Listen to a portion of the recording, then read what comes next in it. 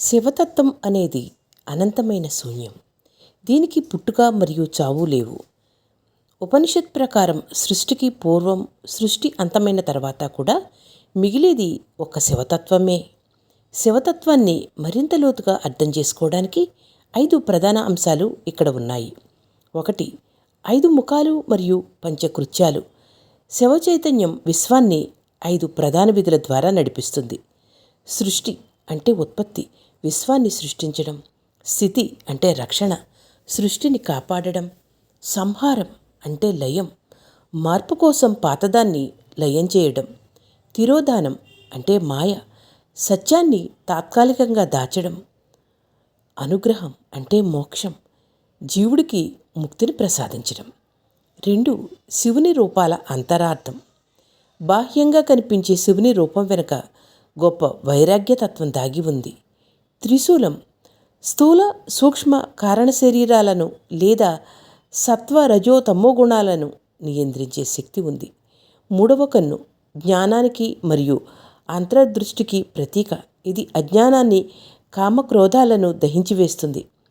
ఆయన ధరించే చంద్రవంక మనస్సును పూర్తిగా అదుపులో ఉంచుకోవడానికి సంకేతం. ఆయన ధరించే విభూది ప్రపంచమంతా నశించిపోయేదే, చివరికి మిగిలేది బూడిదే అనే సత్యాన్ని గుర్తు చేస్తుంది. 3వది శివ మరియు సృష్టి అంటే శక్తి. శివ కదలిక లేని ప్రశాంత చైతన్యం. శక్తి విశ్వాన్ని నడిపించే క్రియాశీలక శక్తి. అర్ధనారీశ్వర తత్వం అంటే శివుడు శక్తి లేకుండా ఏమీ చేయలేడు, శక్తి శివుడు లేకుండా ఉనికిలో ఉండలేదు. ఈ ఇద్దరి కలయికే సమస్త సృష్టి. 4వది తాండవ నృత్యం. ఇది 2 రకాలుగా ఉంటుంది. శివుని నృత్యం విశ్వంలోని అణువుల కదలికలను సూచిస్తుంది. ఆనంద తాండవం సృష్టి మరియు రక్షణ సమయంలో చేసే పరమానంద నృత్యం. 2 రుద్రతాండవం లోకంలోని చెడును అంతం చేయడానికి చేసే లయకారక నృత్యం. 5వది జీవుడే దేవుడు అంటే శివోహం. జీవ శివ శివో జీవ అంటే ప్రతి జీవిలోనూ శివ చైతన్యం ఉంది.